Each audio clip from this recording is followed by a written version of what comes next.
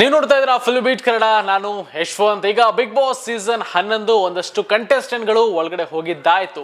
ಈಗ ಹೋಗ್ತಾ ಇರುವಂತ ಮತ್ತೊಬ್ಬ ಕಂಟೆಸ್ಟೆಂಟ್ ಯಾರು ಅಂತಂದ್ರೆ ಇವರು ಕೂಡ ಸೀರಿಯಲ್ ಫೇಮ್ನ ಕಂಟೆಸ್ಟೆಂಟ್.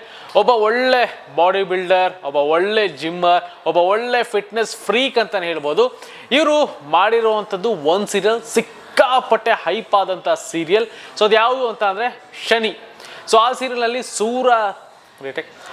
ಸೀರಿಯಲ್ನಲ್ಲಿ ಸೂರ್ಯ ದೇವನ ಪಾತ್ರವನ್ನ ನಿರ್ವಹಿಸ್ತಾ ಇದ್ದ ರಂಜಿತ್ ಅವರು ಈಗ ಬಿಗ್ ಬಾಸ್ ಮನೆ ಒಳಗಡೆ ಎಂಟ್ರಿನ ಪಡ್ಕೊಂಡಿದ್ದಾರೆ. ರಂಜಿತ್ ಅವರು ಈಗ ಅವ್ರ ಬಗ್ಗೆ ಹೇಳಬೇಕು ಅಂತಂದ್ರೆ ಒಂದು ಸೂರ್ಯ ದೇವನ ಕ್ಯಾರೆಕ್ಟರ್ನ ನಿರ್ವಹಿಸ್ತಾ ಇದ್ರು. ಸೊ ಆ ಒಂದು ಸೀರಿಯಲ್ ಒಂದು ಒಳ್ಳೆ TRPನ ಕೂಡ ಪಡ್ಕೊಳ್ಳುತ್ತೆ. ಅದಾದ ನಂತರದಲ್ಲಿ ಏಕಾಏಕಿ ಆ ಒಂದು ಪಾತ್ರದ ಬದಲಾವಣೆ ಆಗುತ್ತೆ. ಯಾಕಂದ್ರೆ ಅವರ ಜಾಗದಲ್ಲಿ ಬೇರೆಯವರೇ ಬಂದು ಕೂರ್ತಾರೆ. ಸೊ ಯಾಕೆ ಅಂತ ಕೇಳಿದಾಗ ಒಂದಷ್ಟು ಮನಸ್ತಾಪಗಳಾಯ್ತು ಸೀರಿಯಲ್ ಟೀಮ್ ಒಟ್ಟಿಗೆ. ಅದರಲ್ಲೂ ಕೂಡ ಮೇಯ್ನ್ ಆಗಿ ಈ ರೆಮ್ಯುನರೇಷನ್ ವಿಚಾರವಾಗಿ ಒಂದಷ್ಟು ಮನಸ್ತಾಪ ಆಯಿತು ಅಂತ ಇದ್ದಕ್ಕಿದ್ದಂತೆ ಕ್ವಿಟ್ ಆಗ್ತಾರೆ. ಸೊ ಸೀರಿಯಲ್ ಅವರೇ ತೆಗಿತಾರೋ ಇಲ್ಲ ಇವರೇ ಕ್ವಿಟ್ ಆಗ್ತಾರೋ ಒಂದಷ್ಟು ಗೊಂದಲ ಕೂಡ ಇತ್ತು. ಅದಾದ ನಂತರದಲ್ಲಿ ರಂಜಿತ್ ಎಲ್ಲೂ ಕೂಡ ಕಾಣಿಸ್ಕೊಳ್ಳಿಲ್ಲ, ಯಾವುದೇ ಸೀರಿಯಲ್ನಲ್ಲೂ ಕೂಡ ಕಾಣಿಸ್ಕೊಳ್ಳಿಲ್ಲ, ಯಾವುದೇ ಸಿನಿಮಾದಲ್ಲೂ ಕೂಡ ಕಾಣಿಸ್ಕೊಳ್ಳಿಲ್ಲ. ಸೊ ಹಾಗಾಗಿ ಒಂದಷ್ಟು ದೂರನೇ ಉಳ್ಕೊಂಡಿದ್ರು. ಒಂದಷ್ಟು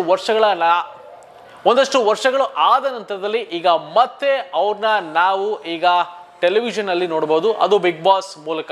ಸೊ ಬಂದಿರುವಂಥ ಒಂದಷ್ಟು ಕಂಟೆಸ್ಟೆಂಟ್ಗಳ ಪೈಕಿ ಒಂದಷ್ಟು ಫಿಟ್ ಆಗಿ ಇರುವಂಥ ರಂಜಿತ್ ಎಷ್ಟರ ಮಟ್ಟಿಗೆ ಟಾಸ್ಕ್ಗಳನ್ನು ಆಡ್ತಾರೆ, ಅದಾದ ನಂತರದಲ್ಲಿ ಇಷ್ಟು ದಿನಗಳ ಕಾಲ ಎಲ್ಲಿ ಹೋಗಿದ್ರು, ಏನೇನ ಮಾಡ್ತಾ ಇದ್ರು, ಇವೆಲ್ಲವೂ ಕೂಡ ಬಿಗ್ ಬಾಸ್ನಲ್ಲಿ ಒಂದಷ್ಟು ಶೇರ್ ಮಾಡುವ ಎಲ್ಲ ಸಾಧ್ಯತೆಗಳು ಕೂಡ ಕಂಡು ಬರ್ತಾ ಇದೆ. ಹಾಗಾಗಿ ಇವರು ಸ್ವರ್ಗನ ಡೈರೆಕ್ಟ್ ನರ್ಕನ, ಸೊ ಅದನ್ನು ಕೂಡ ಕಾದು ನೋಡಬೇಕಾಗತ್ತೆ. ಆ್ಯಂಡ್ ರಂಜಿತ್ ಬಂದಿರೋದ್ರಿಂದ ಒಂದೊಳ್ಳೆ ಪರ್ಸನಾಲಿಟಿ ಕೂಡ ಆಗಿರೋದ್ರಿಂದ ಒಂದಷ್ಟು ಟಾಸ್ಕ್ಗಳು ಅಂತ ಬಂದಾಗ, ಫಿಸಿಕಲ್ ಟಾಸ್ಕ್ಗಳು ಅಂತ ಬಂದಾಗ ತ್ರಿವಿಕ್ರಮ್ ಯಾವ ರೀತಿಯಾಗಿ ಒಬ್ಬ ಫಿಟ್ನೆಸ್ ಫ್ರೀಕ್ ಆಗಿದ್ದಾರೋ ಇವರು ಕೂಡ ಅಷ್ಟೇ ಫಿಟ್ನೆಸ್ ಫ್ರೀಕ್ ಆಗಿ ಇರೋದ್ರಿಂದ ಎಲ್ಲಿ ಇವರು ಇರ್ತಾರೆ, ಯಾವ ರೀತಿಯಾಗಿ ಆಟವನ್ನು ಆಡ್ತಾರೆ ಅನ್ನೋದನ್ನ ಕಾದು ನೋಡಬೇಕಾಗತ್ತಾ.